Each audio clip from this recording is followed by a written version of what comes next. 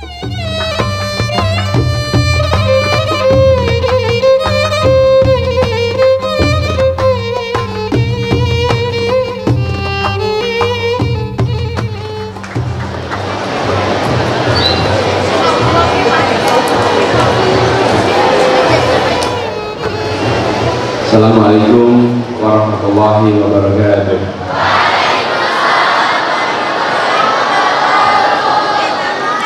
Alhamdulillahirabbil alamin. Wassalatu wassalamu ala asyrofil anbiya'i wal mursalin sayyidina wa habibina wa maulana Muhammadin wa ala alihi wa ashabihi ajma'in. Rabbi shrah li sadri wa yassir li amri wahlul 'uqdatam min lisani yafqahu qawli. Raditu billahi rabban wa bil islami dinan wa bil muhammadin nabiyyan wa rasulan. Rabbi zidni ilman warzuqni fahman. Amma ba'd. Yang saya hormati, yang kita semua muliakan, Kiai Haji Abdul Mubil, pimpinan, pendiri, pengasuh Pondok Pesantren Ummul Qura, semoga beliau selalu diberikan kesehatan, dipanjangkan umurnya, dan dimudahkan dalam seluruh kegiatan dakwahnya.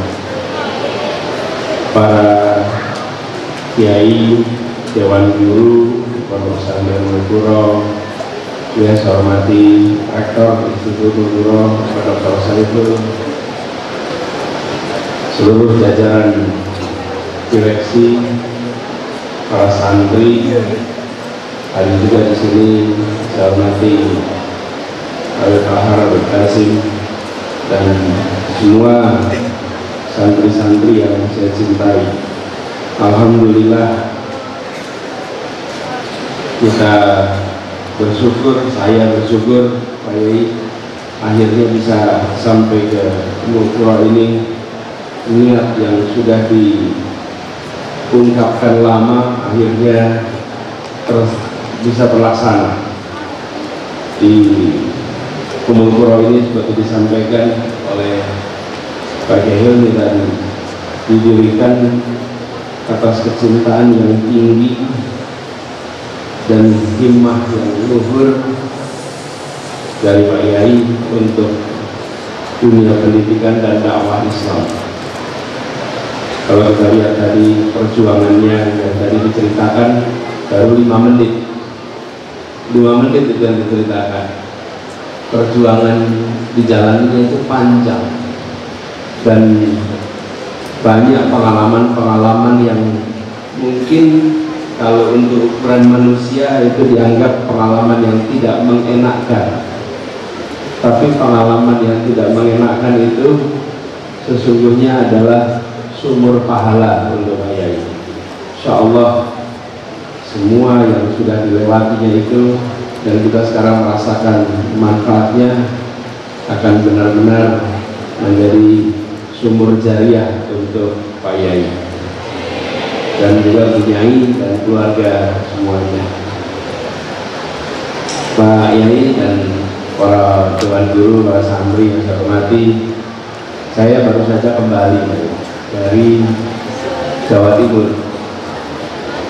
4 hari saya bersilaturahmi di daerah Tapal Kuda, mulai dari Banyuwangi, Situbondo, Bondowoso, kemudian Probolinggo sampai ke Malang, sehingga rasanya hari ini sampai di sini dan Pak Yai dari Sumeneb itu seperti gong dari perjalanan 4 hari kemarin, gongnya di Ummul Qura ini.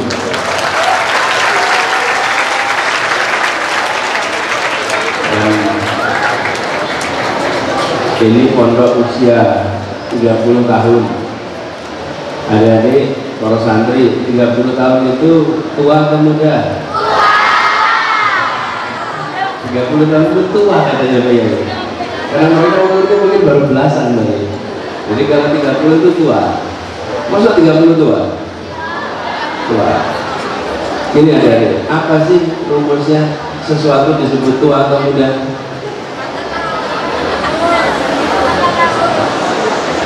Disebut tua itu bila bagaimana? Ya? Begini,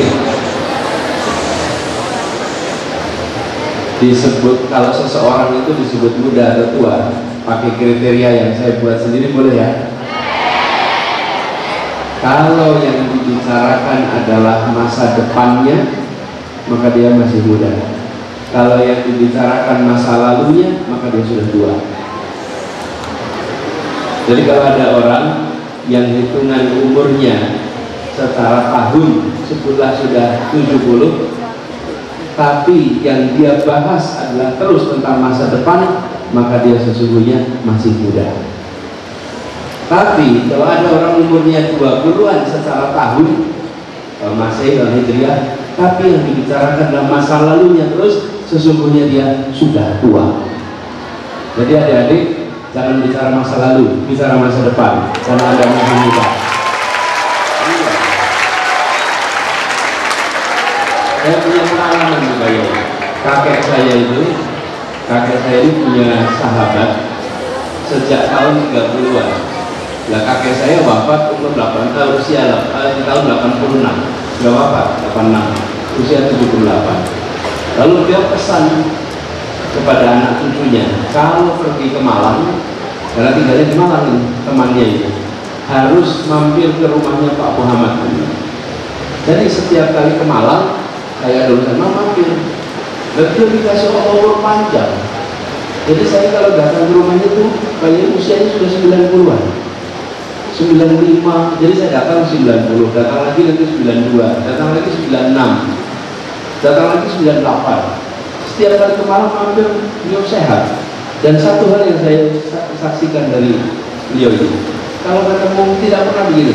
Anies dulu ya, tahun 50 di Malang seperti ini, tidak pernah. Anies dulu tahun 70 tidak pernah. Dia itu tanyanya apa yang lagi terjadi di Jakarta sekarang, apa yang terjadi di dunia sekarang. Tidak pernah bercerita masa lalu. Beliau Allah takdirkan sampai usia 100 persis, 100, dan tidak pernah berbicara masa lalu, selalu berbicara masa depan. Saya selalu bilang ini sesungguhnya hitungan tahunnya mungkin sudah banyak, tapi masih muda. Insya Allah yang di sini melihatnya lebih banyak ke depan, sehingga terus masih bisa disebut muda. Ya. Jadi 30 tahun itu muda kan? Muda, insya Allah. Umur ini masih panjang sekali ke depan. Insya Allah. Dan adik-adik juga begitu, masih panjang perjalanan ke depan. Nah, kalau lihat begini, saya jadi ingat pas saya sempat ngantri sebentar di Pabelan. Pabelan ini sama-sama anaknya Gontor. Waktu itu saya nyantri dengan Kiai Hamam Ja'far, Allah yarham. Dan kalau mondok itu tantangannya besar. Dia adik-adik di sini kalau bangun jam berapa kalau pagi? Jam berapa? Jam 3. Jam 3 pagi kalau bangun. Bangun pagi jam 3 itu berat atau ringan? Berat atau ringan? Berat atau berat sekali? Berat sekali gitu ya. Berat. Bangun berat ya? Tidurnya jam berapa? 10 atau 11? 10. Jadi tidur jam 10, bangun jam 3. Kalau bangun pagi itu berat. Kita semua juga mengalami. Bangun pagi jam 3 itu tidak ringan. Kalau ada yang bilang ringan, tidak akurat. Tapi adik-adik, kalau mengalahkan ngantuk aja tidak bisa lagi mengalahkan urusan-urusan lain. Tidak bisa ada urusan lain.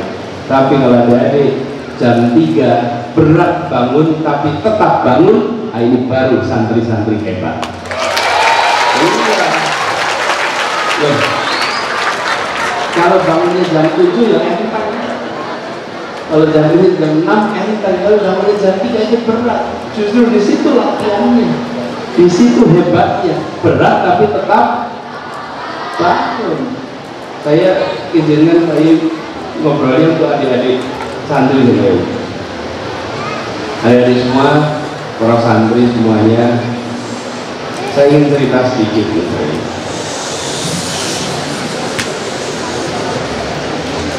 Kalau tadi saya dapat cincin dari Pak Yai, kepengen sekolahnya tuntas dulu, mondoknya selesai dulu ya. Ini permata. Adik-adik tahu permata ya? Permata itu kalau adik-adik ke toko mau beli permata, nanti ditanya karatnya, terus pasti tanya timbangannya. Nimbangnya permata itu gram.